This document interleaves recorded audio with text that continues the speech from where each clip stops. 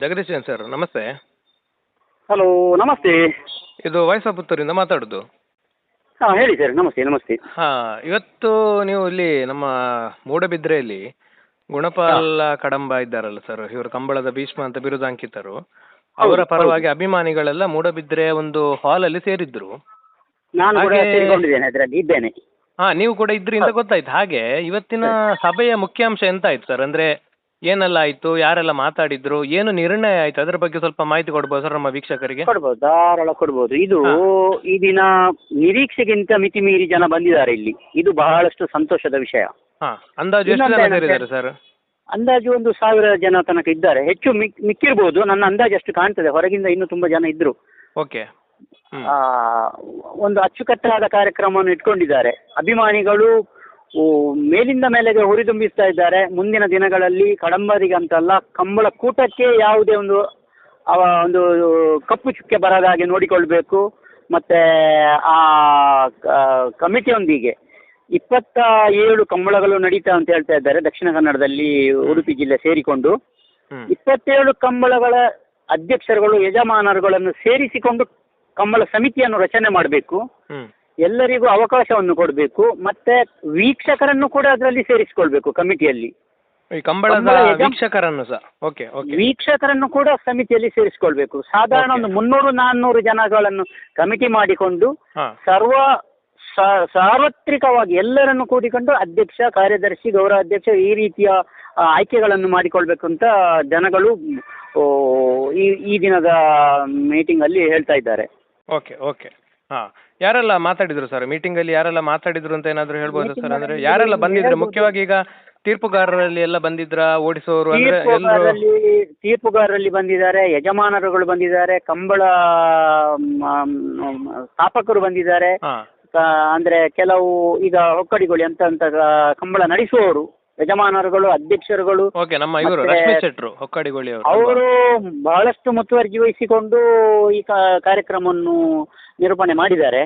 ಅದಲ್ಲದೆ ನಮ್ಮ ಪಡಿವಾಲ್ಸಿನವರು ಈ ದಿನದ ಕಾರ್ಯಕ್ರಮ ಎಲ್ಲ ಒಂದು ವ್ಯವಸ್ಥೆಯನ್ನು ಅಚ್ಚುಕಟ್ಟಾಗಿ ಮಾಡಿದ್ದಾರೆ. ಮುಂದಿನ ದಿನಗಳಲ್ಲಿ ಹರ್ಷವರ್ಧನ್ ಪಡಿವಾಲ್ರವರು. ಮತ್ತೆ ಇನ್ನು ಕೆಲವು ಒಳ್ಳೆ ನಿರ್ಣಯಗಳನ್ನು ತೆಕ್ಕೊಂಡಿದ್ದಾರೆ.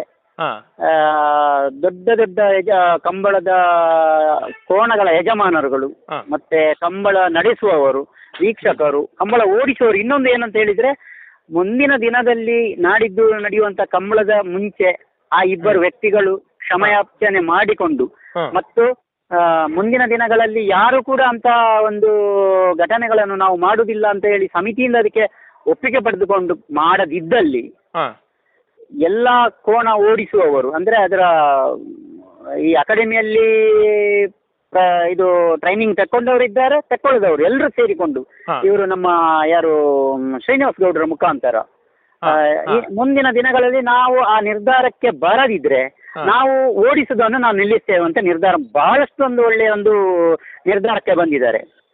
ಸರ್ ಒಂದು ನಿಮಿಷ, ಅಂದ್ರೆ ಇನ್ನೊಂದ್ಸರಿ ಹೇಳಿ. ಅಂದ್ರೆ ಇದು ಯಾವಾಗ? ಅಂದ್ರೆ ಈಗ ನಾಳೆ ಮಿಯಾರ್ ಕಂಬಳ ಇದೆ, ನಾಳೆ ಒಳಗೆ ಈಗ ಹೇಳ್ತಾ ಇದ್ದಾರಾ ಅಲ್ಲ ಮುಂದಿನ ಕಂಬಳವ? ನಾಳೆ ಕಂಬಳಕ್ಕೆ ಮುಂಚೆ ಅವರು ನಿರ್ಧಾರ ತಗೊಳ್ಬೇಕು. ಒಂದು ಸಮಯ ತಗೊಳ್ಳಿಲ್ಲ ಅಂತ ಆದ್ರೆ ಮತ್ತೊಂದು ಬರುವ ಕಂಬಳಕ್ಕೆ ನಾವು ಕೋಣಗಳನ್ನು ನಾವು ಓಡಿಸುವುದೇ ಇಲ್ಲ ಅಂತ ನಿರ್ಧಾರ ಮಾಡಿಕೊಂಡಿದ್ದಾರೆ ಅಂತೆ. ಅವರು ಖುದ್ದಾಗಿ ಅವರು ಅದನ್ನು ಪ್ರಕಟಣೆ ಮಾಡಿದ್ದಾರೆ ಈ ದಿನ. ಸರಿ, ಓಕೆ. ಅಂತೂ ಅದೇ ಮೊನ್ನೆಯ ಘಟನೆಯ ಬಗ್ಗೆ ಇವತ್ತು ವಿಸ್ತೃತ ಚರ್ಚೆ ಆಗಿದೆ. ಇದು ಈ ಕಂಬಳ ಸಮಿತಿಯವರು, ಜಿಲ್ಲಾ ಕಂಬಳ ಸಮಿತಿಯವರು ಅಥವಾ ಈ ರಾಜ್ಯ ಕಂಬಳ ಅಸೋಸಿಯೇಷನ್ ನ ಪರವಾಗಿ ಯಾರಾದರೂ ಬಂದಿದ್ರಾ ಸರ್? ಅಲ್ಲಿಂದ ಯಾರು ಬರಲಿಲ್ಲ. ಒಂದೇ ಒಂದು ಮನುಷ್ಯ ಇದಕ್ಕೆ ಹಾಜರಾಗಲಿಲ್ಲ. ಓಕೆ. ಇನ್ನು ಇವರು ಹೇಳಿಕೆ ಕೊಟ್ಟಿರ್ಬೇಕು, ಅದು ಏನೋ ನನಗೆ ಈಗ ಮಾಹಿತಿ ಸಿಕ್ಕಿಲ್ಲ. ಮೋಸ್ಟ್ಲಿ ಕೊಟ್ಟಿರ್ಬೇಕು ಅವರಿಗೆ ಮಾಹಿತಿ. ಮತ್ತೆ ಸಾಧಾರಣ ಗೊತ್ತುಂಟು, ಮೊನ್ನೆ ಅದು ಏನೋ ವಾಟ್ಸಪ್ ಗ್ರೂಪ್ ಅಲ್ಲಿ ಮತ್ತೆ ಕೆಲವು ಸಣ್ಣ ಮಾಧ್ಯಮಗಳಲ್ಲಿ ಅಧ್ಯಕ್ಷರು ಹೇಳಿದ್ದಾರೆ ಸಭೆ ಮಾಡುವಂತ ಅವಶ್ಯಕತೆ ಇಲ್ಲ ಅಂತ. ಅದಕ್ಕೆ ಕೂಡ ನಿರ್ಣಯ ಬಂತು ಇಲ್ಲಿ. ಅಂದ್ರೆ ಇವರು ಇಷ್ಟು ದಿನ ಯಾವುದೇ ಒಂದು ನಿರ್ಣಯವನ್ನು ತಗೊಳ್ಳಿಲ್ಲ, ಇದನ್ನು ಗಂಭೀರವಾಗಿ ಪರಿಶೀಲನೆ ಮಾಡಲಿಲ್ಲ. ಇದು ಅವರ ದೊಡ್ಡ ತಪ್ಪು ಕೆಲಸ.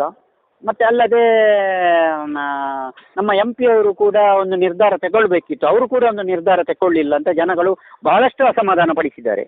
ಓಕೆ ಓಕೆ, ಹೌದು ಸರ್, ಹೌದು.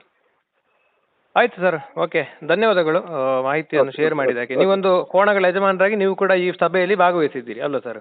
ಹೌದು ಹೌದು ಹೌದು, ನಮಗೂ ಕೂಡ ತುಂಬಾ ಬೇಸರ ಉಂಟು. ಗುಣಪಾಲ ಕಡಂಬರಿಗೆ ಈ ರೀತಿ ಆಗಬಾರ್ದಿತ್ತು. ಹೌದು. ಇನ್ನು ಮುಂದೆ ಯಾವುದೇ ರೀತಿಯಲ್ಲಿ ಈ ರೀತಿಯ ಘಟನೆಗಳು ನಡಿಬಾರದು ಅಂತ ನಮ್ಮ ಅನಿಸಿಕೆ. ಓಕೆ ಓಕೆ ಸರ್, ಆಯ್ತು ಸರ್, ಓಕೆ, ಧನ್ಯವಾದಗಳು ಸರ್ ನಮ್ಮ ಜೊತೆ ಮಾತಾಡಿದ್ದಕ್ಕೆ. Okay sir. Okay sir.